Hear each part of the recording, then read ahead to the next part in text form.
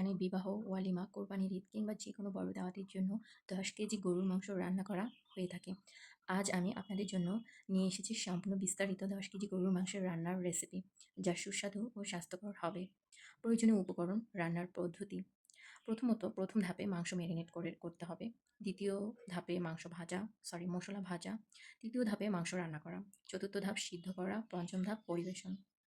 প্রয়োজনীয় উপকরণের মধ্যে রয়েছে গরুর মাংস 10 কেজি পরিষ্কার করে কাটা হয়েছে, পেঁয়াজ 3 কেজি স্লাইড করে কাটা, রসুন বাটা 250 গ্রাম, আদা বাটা 250 গ্রাম, কাঁচামরিচ 200 গ্রাম, লবণ স্বাদ অনুযায়ী, গরম মশলা 2 টেবিল চামচ, দারুচিনি, এলাচ, লবঙ্গ, তেজপাতা, হলুদ গুঁড়ো 2 টেবিল চামচ, মরিচ গুঁড়ো 3 টেবিল চামচ, ধনে গুঁড়ো 3 টেবিল চামচ, জিরে গুঁড়ো 2 টেবিল চামচ, গোটা ধনে 2 টেবিল চামচ, গোটা জিরে 2 টেবিল চামচ, দই অনেকে দেয় অনেকে দেয় না, এটা যার যেমন স্বাদ অনুযায়ী। 1 কেজি 10 কেজির জন্য, 10 কেজি গরুর মাংসের জন্য 1 কেজি দই, সয়াবিন সরিষার তেল 1.5 লিটার, ঘি 200 গ্রাম, যে যেভাবে খায় ঘি দিতে পারে, ধনে পাতা যার ইচ্ছা হয় ধনে পাতা টমেটো এগুলো যে যেমন খেতে পারে সেই অনুযায়ী দিবে, গরম পানি প্রয়োজন অনুযায়ী। প্রথম ধাপে মাংস ম্যারিনেট করা। মাংসটি ভালোভাবে ধুয়ে পানি ঝরিয়ে নিতে হবে। এরপরে একটি বড় পাত্রে মাংসের সাথে যা যা আছে সব দিয়ে নিলাম। আদা বাটা, রসুন বাটা, লবণ, হলুদ গুঁড়ো, ধনে গুঁড়ো, জিরে গুঁড়ো, অল্প তেল মিশিয়ে কমপক্ষে 1-2 ঘন্টা ম্যারিনেট করে রাখা যায়, বা এর থেকে কম সময়ও রেখে রান্না চড়িয়ে দেওয়া যেতে পারে। এরপর মশলা ভাজা। একটি বড় হাঁড়িতে তেল ও ঘি গরম করে তাতে গোটা মশলা, দারুচিনি, এলাচ, লবঙ্গ, তেজপাতা দিয়ে কিছুক্ষণ নেড়ে নিতে হবে। তারপরে যে যেভাবে করে আমি আবার এখানে সব কিছু দিয়ে নিয়েছি। এরপর এটা ম্যারিনেট করে নেওয়া হবে। তারপরে মাটির চুলায় বসিয়ে দেওয়া হবে। ব্যাস, রান্না হতে থাকুক। তো মাংস রান্না করা, পেঁয়াজ ভাজা হলে ম্যারিনেট করা, অনেকে এক একজন এক এক পদ্ধতিতে করে, তবে আমি এভাবেই করে থাকি। কষানোর সময় মাঝে মধ্যে নাড়তে হবে যাতে মাংস পাত্রে নিচে লেগে না যায়। এরপর কাঁচামরিচ বা বাকি মশলা, মরিচ গুঁড়ো, ধনে গুঁড়ো, জিরা গুঁড়ো যোগ করতে হবে। মাংস থেকে তেল ছেড়ে এলে গরম পানি দিয়ে ঢেকে এবং ঢাকনা লাগিয়ে মিডিয়াম আঁচে 2 থেকে 3 ঘন্টা রান্না করতে হবে। মাঝে মধ্যে নেড়ে দেখতে হবে মাংস সিদ্ধ হয়েছে কিনা। মাংস নরম হয়ে গেলে 10 থেকে 15 মিনিট দমে রাখুন। এরপর গরম গরম পরিবেশন করুন পরোটা বা ভাতের সাথে। কিন্তু এই মাংসটা আমাদের পরিবারের অনেকেই চালের রুটি দিয়ে খেয়ে থাকে, সেজন্য চালের রুটি করা হবে। আর বাচ্চাদের জন্য আলাদা করে রান্না করা হয় মাংসটা। ওরা সাধারণত কলিজা ভুনাই খায়, সাথে তাদের জন্য পরোটা করা হয়ে থাকে। উপকারী টিপসের কিছু বিষয় না বললেই নয়।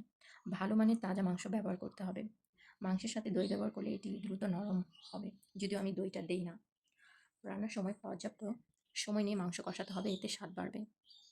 ঝাল কম বা বেশি করতে কাঁচামরিচ ও মরিচের গুঁড়ো পরিমাণ সামঞ্জস্য করুন। 10 কেজি গরুর মাংস রান্না করতে কিছুটা সময় লাগলেও সঠিক পদ্ধতি অনুসরণ করলে এটি হবে সুস্বাদু ও আকর্ষণীয়। বড় দাওয়াত, অনুষ্ঠান বা পারিবারিক মিলন মেলায় এই রেসিপি আপনার রান্নার দক্ষতা প্রদর্শনের জন্য দুর্দান্ত একটি উপায়।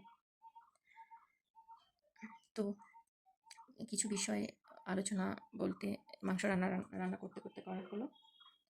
এছাড়া অনেকে গরুর কালাভুনা রেসিপিও পছন্দ করে থাকে, আমার তো অনেক পছন্দ। এটাকেই আবার আমি জালের উপর জাল করে করে কালাভুনা করতে পারবো। গরুর কালাভুনা শুধুমাত্র একটি মাংসের পদ নয়, এটি বাংলাদেশের রন্ধন শিল্প রন্ধন সংস্কৃতির একটি গর্বিত পরিচয়। বিশেষ করে চট্টগ্রামের ঐতিহ্যবাহী খাবার হিসেবে এটি সমাদৃত। তবে সারা দেশেই এর জনপ্রিয়তা এখন তুঙ্গে।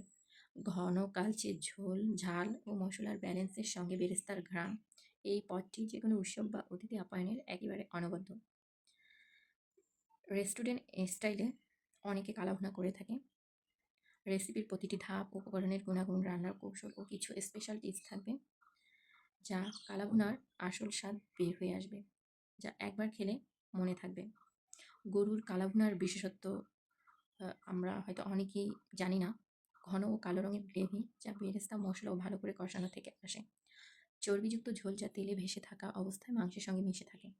উচ্চ মাত্রায় ঝাল ও মশলা, যা চট্টগ্রামের স্বাদ ফুটিয়ে তোলে। অথেন্টিক যে একটা টেস্ট বার, সেটা আর কি পাওয়া যাবে কালাভুনাতে, চট্টগ্রামের স্বাদ ফুটিয়ে তোলে। এটি সাধারণত ভুনা বা কোরমার মতো নয়, বরং এটি ধীরে ধীরে কষিয়ে রান্না করা হয় যেন প্রতিটি উপাদান একে অন্যের সঙ্গে মিশে যায়। কালাভুনার টেস্ট অসাধারণ, আমাদের অনেকে খেয়ে থাকে। তবে কালাভুনার বিষয়ে সংক্ষিপ্ত কিছু বললাম।